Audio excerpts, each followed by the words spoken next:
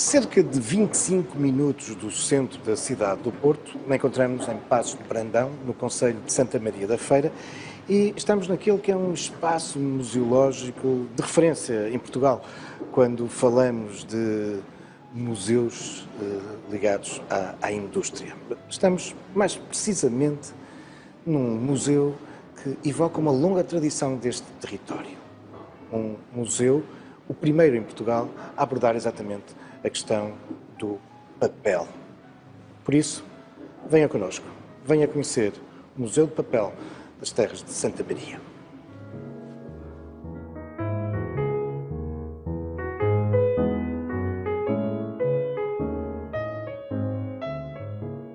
Tutelado pela Câmara Municipal de Santa Maria da Feira, através da sua divisão de Museus, Património Cultural e Turismo, o Museu do Papel de Terras de Santa Maria foi inaugurado em 2001 e, desde o ano seguinte, integra a Rede Portuguesa de Museus.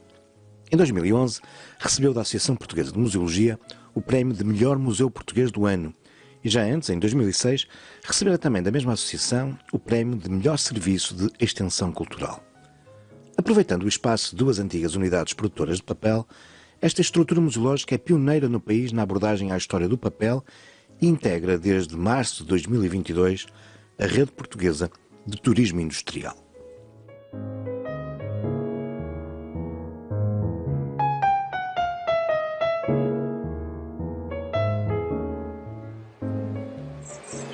Sofia Faria é a coordenadora da equipa do Museu do Papel.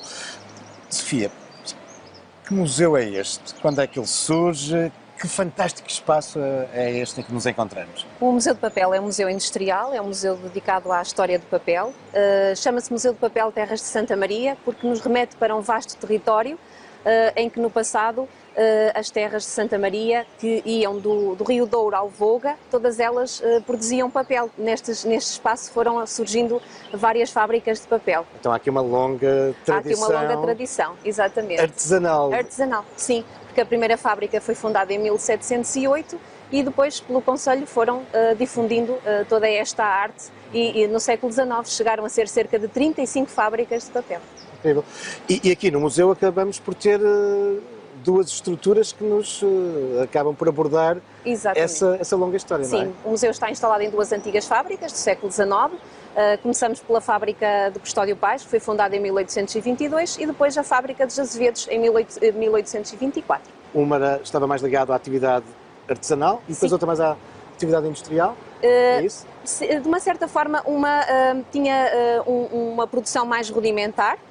O papel era feito à mão, a partir de tecidos, o número de pessoas na fábrica era bastante reduzido, e então era chamado o engenho, porque era um espaço mais pequeno. Já a fábrica de Azevedos, quando é construída com uma grande dimensão, é considerada logo a fábrica de papel de escrever. No fundo, é uma fábrica que foi muito importante aqui para Paços de Brandão. Não é por acaso que estamos a ouvir aqui a água a correr, pois não? Não é por acaso, então. Não é por acaso. É porque todas as fábricas de papel se instalavam junto aos cursos de água. Esta era a energia que tinham disponível para o funcionamento das máquinas, era a força motriz, era a energia hidráulica, sim. Bom, e como é que surge o museu? Quem é que o tutela? Porquê esta preocupação em salvaguardar esta memória? A comunidade papeleira aqui da nossa região sempre teve este desejo de ter um museu dedicado a esta arte, e o que é certo é que a autarquia foi sensível a este desejo e depois de um grande investimento, também contando com o apoio dos fundos comunitários, foi possível criar este museu e inaugurar em 26 de outubro de 2001. Vamos visitá-lo? Com certeza, vamos visitar.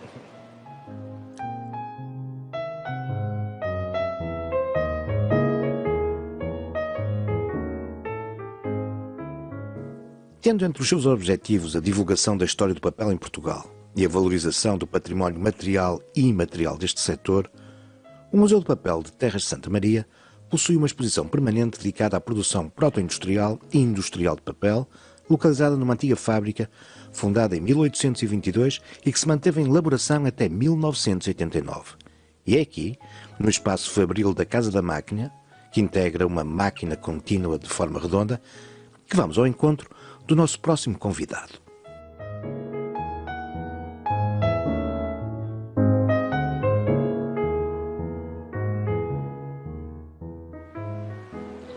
Pedro Oliveira é um dos técnicos do Museu do Papel, com responsabilidades na manutenção da maquinaria. Pedro, um visitante que vem aqui ao museu, o que é que encontra nestes espaços? Que máquinas são estas? Como é que se produzia o papel? Encontra dois processos. Primeiro, o processo manual, em que o papel era feito folha a folha, e em seguida encontra o processo mecânico industrial, onde o papel era feito em contínuo. No processo folha a folha, o processo manual, portanto, as matérias-primas utilizadas eram algodão, linha ou cânhamo. A matéria-prima era triturada muitíssimo bem com a ajuda de uma máquina, chamada cilindro. Posteriormente é colocado dentro de uma tina, adicionando-se uma muito boa quantidade de água. Portanto, o algodão vai ficar diluído nessa tina. E depois, com a ajuda de uma forma, que é uma espécie de peneira, colhe-se, faz a folha de papel do interior dessa mesma tina onde está o algodão diluído na água. Exatamente. E posteriormente vai-se deitar a forma que contém já a folha de papel num tecido, num pano que se chama baeta. E depois prensa-se para retirar o excesso da água e de seguida vai ser colocado a secar e seca como a roupa lá em casa, quando está ao sol, no arame. Essa era, digamos, a produção artesanal. Sim, Mas, manual. manual. Mas, entretanto, começámos a ver aqui a introdução de uma série de máquinas. Eu estava a falar do século XIX e séculos anteriores, Sim. mas finais do século XIX e início do século XX, a indústria do papel modernizou-se, digamos assim. Deixam de utilizar o processo manual e passam a utilizar o processo mecânico industrial. Ou seja, o papel vai deixar de ser feito à mão e vão passar as máquinas a fazê-lo. E é isso que nós podemos observar aqui também. Sim, é isso que nós podemos observar aqui. O algodão vai ser colocado de lado, essa matéria-prima vai ser colocada de lado e passam a utilizar o papel velho. Descobrem que o papel velho podia ser transformado em novo, portanto, é a reciclagem. Portanto, o papel primeiramente era escolhido numa espécie de mesa que se chama saranda para retirarem o lixo, os plásticos, os fios, os paus, que vinham misturados no interior dos fardos de papel. De seguida é colocada dentro de uma primeira máquina, que se chama moinho de galgas. Esta máquina tem umas mós circulares que pesam cerca de 1 tonelada cada uma. Com o peso enormíssimo que têm, vão pisar o papel que é amolecido pela água, temos que adicionar água. E ao fim de cerca de 45 minutos, 1 hora, o papel fica transformado numa pasta de cor cinzenta. A cor cinza vem da mistura das diferentes cores, todas misturadas umas com as outras, provocam a cor cinzenta. Esta pasta está feita, mas não está devidamente pronta. Vai ter que sair do moinho de galgas, passa para uma segunda máquina que se chama pila holandesa, tem este nome curioso, mas também se pode chamar de cilindro. E o que esta máquina vai fazer, esta segunda máquina, é refinar a pasta que o moinho de galgas triturou, vai torná-la ainda mais fina. De seguida, vai para um tanque, que se chama o tanque da roda de machão. Esta roda de machão de que falo é uma espécie de nora agrícola, que vai introduzir novamente o papel no interior da fábrica, sempre na mesma quantidade para no final da máquina que nos vai fazer o papel saia sempre o mais possível também na mesma espessura. Sim. Ao entrar o papel nesta última máquina, máquina contínua de forma redonda, chama-se assim. Que também tem o tecido, na prática. Que também tem um tecido, exatamente, como o processo manual. Exato. É em tudo semelhante ao processo manual, só que no manual é à mão, como o próprio nome diz, e no processo industrial é a máquina que o faz. Vai ultrapassar um tanque que é um filtro para filtrar a sujidade da pasta, por muito boa escolha que se faça no início, passa sempre algum, para não dizer bastante lixo, e depois chega uma tina, à semelhança do processo manual, a máquina comporta uma tina, onde tem uma forma redonda, só que esta forma, ao contrário do processo manual, que é plana no processo manual, na máquina a forma é redonda, é circular, anda sempre a girar, apanha a pasta, caça a pasta que entretanto chegou à tina onde está esta mesma forma, e há um pano que está apoiado em cima da forma, que é a baeta, e a pasta sai da rede da forma e passa para o pano. Quando está no pano já é papel. Vai em cima do pano, vai passar por uma prensa, que é a calandra, 2 cilindros circulares em aço, que prensam muitíssimo bem o papel, à semelhança do processo manual também aqui no mecânico, para se retirar o excesso de água, e vai enrolar numas peças circulares em madeira que se chamam mocharilhos. Estes aqui nós nos encontramos. Qual era a capacidade máxima de produção? Quantos metros poderia produzir? 5 metros por minuto, que esta 5 máquina... metros por minuto? 5 minutos... É 5 muito metros... significativo. Sim, já é um bocadinho. Mas não é nada comparado com os dias de hoje. Sim, então. Nos dias de hoje, por exemplo, uma máquina que produz cerca de 1800 metros no mesmo minuto. De facto, uma longa história.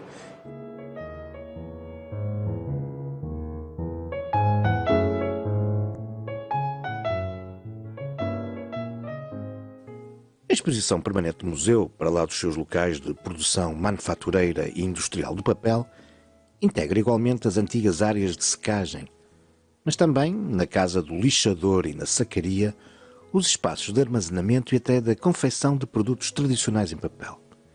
Este é mesmo um dos espaços onde os visitantes são desafiados a repetir os gestos dos antigos operários, recordados e ensinados nos dias de hoje pelos técnicos do museu.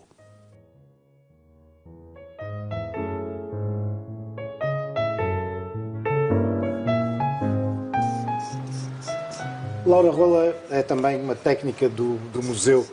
E, a dona Laura, o que é que está aqui a fazer? Aqui estou a fazer cartuchos. Cortou-se o papel. O que estava a fazer exatamente com o arreador era separá-lo, arrear o papel. E depois de arreado, vamos colocar a cola que está na maceira, que foi preparada com farinha de trigo e água a ferver. Foi mexida, faz esta papinha que espalhamos no papel com a escova.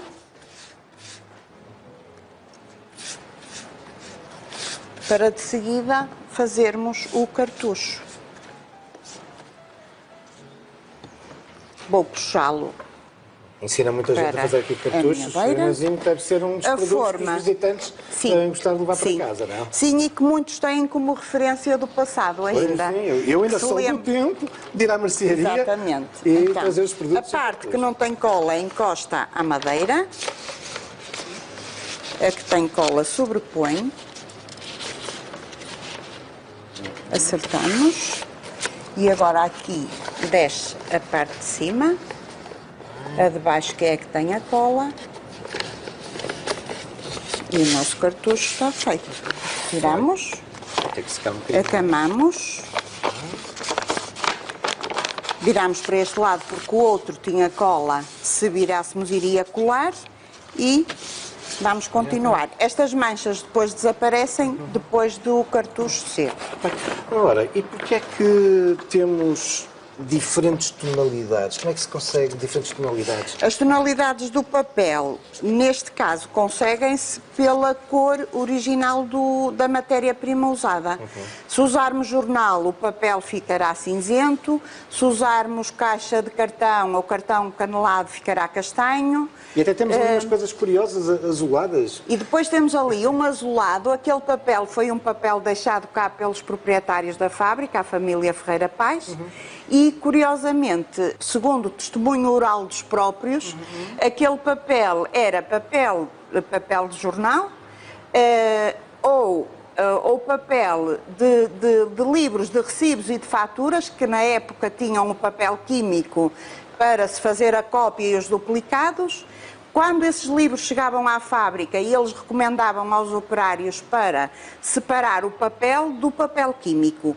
E quando o papel estivesse ou no papel dos recibos, ou no papel de jornal, ou noutros papéis, juntassem o químico para dar aquela cor azulada. Que se repararmos até há algumas manchinhas azuis, porque como o papel químico era mais duro de desfazer, por vezes ficavam aquelas manchas mais azuis, mais vincadas no papel. Ora, mas eu vou ter que fazer aqui uma outra questão, que é, eu lembro-me quando era miúdo, muitas vezes, aqui os pacotes de papel tinham os nossos cartuchinhos riscados, exatamente, não era? Tinham uma risca... A risca turquesa e magenta, rosa magenta. E como é que isso se faz? Essa risca era feita na riscadeira, que temos aqui atrás. Muito bem. Se repararmos, e se bem se lembra, o carimbo, o rolo de baixo, que era o que fazia a impressão, tem as riscas como nós nos lembramos de haver, um grupo de duas riscas e uma a separar. Em baixo tínhamos o tinteiro onde se colocava a tinta e em cima colocávamos a folha de papel antes dela ser cortada, porque depois era cortada à medida da forma com que se faziam os cartuchos. Depois do papel estar aqui colocado, rodava-se, dávamos já a manivela e o papel ia saindo com a impressão que tínhamos no rolo de baixo. E era assim que os sexagenários e os se lembram de ir à mercearia e ver os cartuchos com as risquinhas azuis, turquesa e rosa magenta, que é o meu caso, inclusivamente.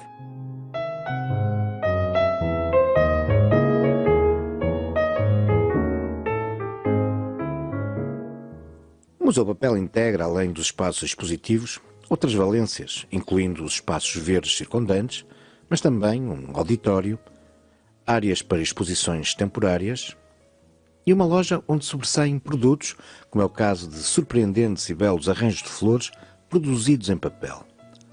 As surpresas são de resto uma constante deste museu, pelas suas coleções, pela sua produção ao vivo e também pela arquitetura destas estruturas fabris, como é o caso da Casa do Expande, onde regressamos à conversa com a coordenadora do museu.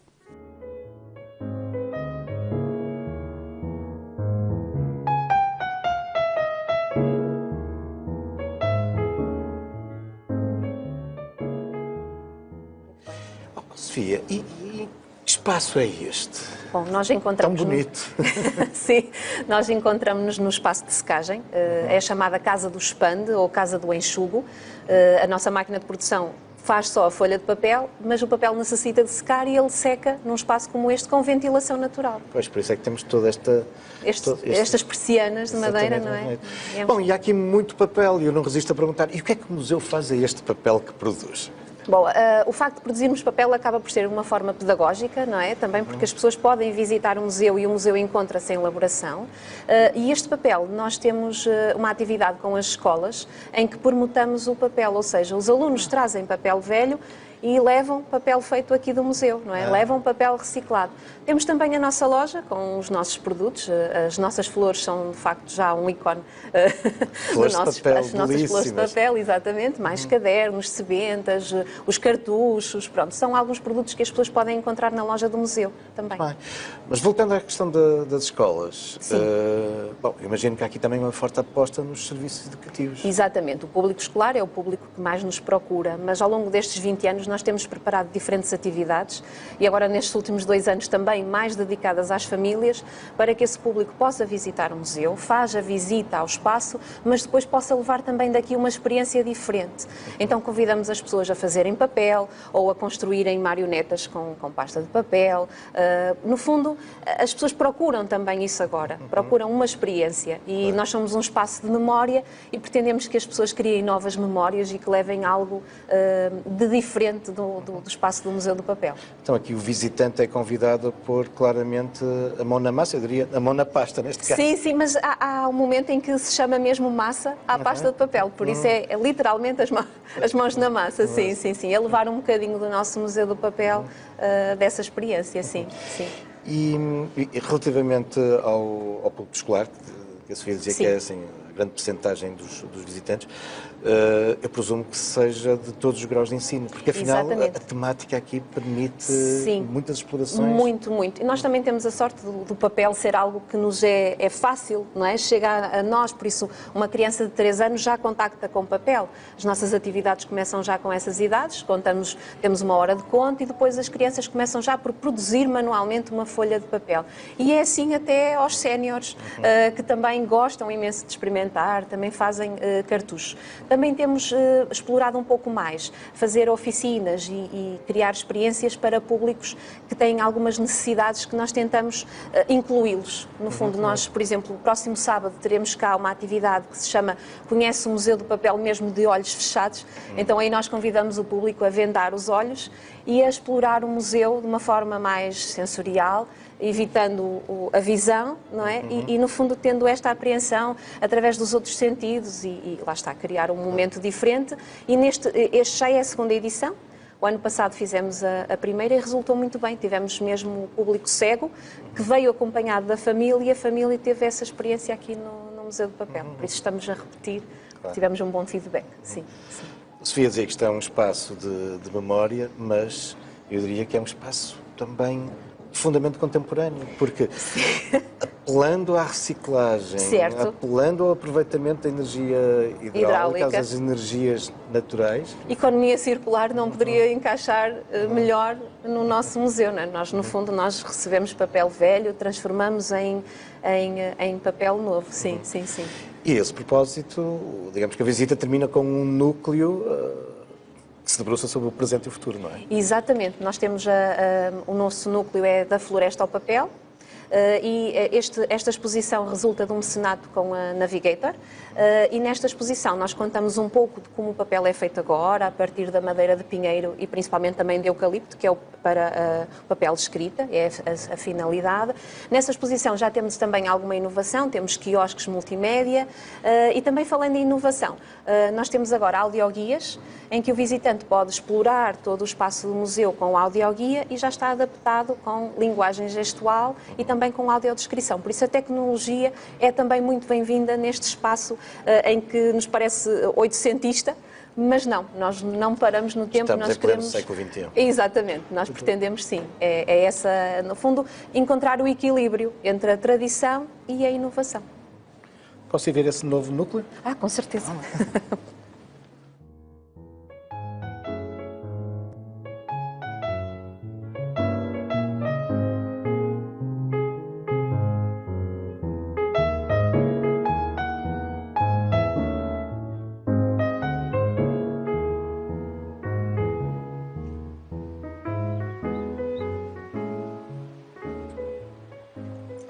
Para lá do papel aqui produzido, para lá da velha maquinaria, para lá da fantástica arquitetura tão adaptada a esta produção artesanal e depois industrial, para lá das memórias e das tradições, este museu tem também uma forte relação com a área envolvente, particularmente com o rio, junto do qual, não por acaso, este conjunto industrial se foi desenvolvendo.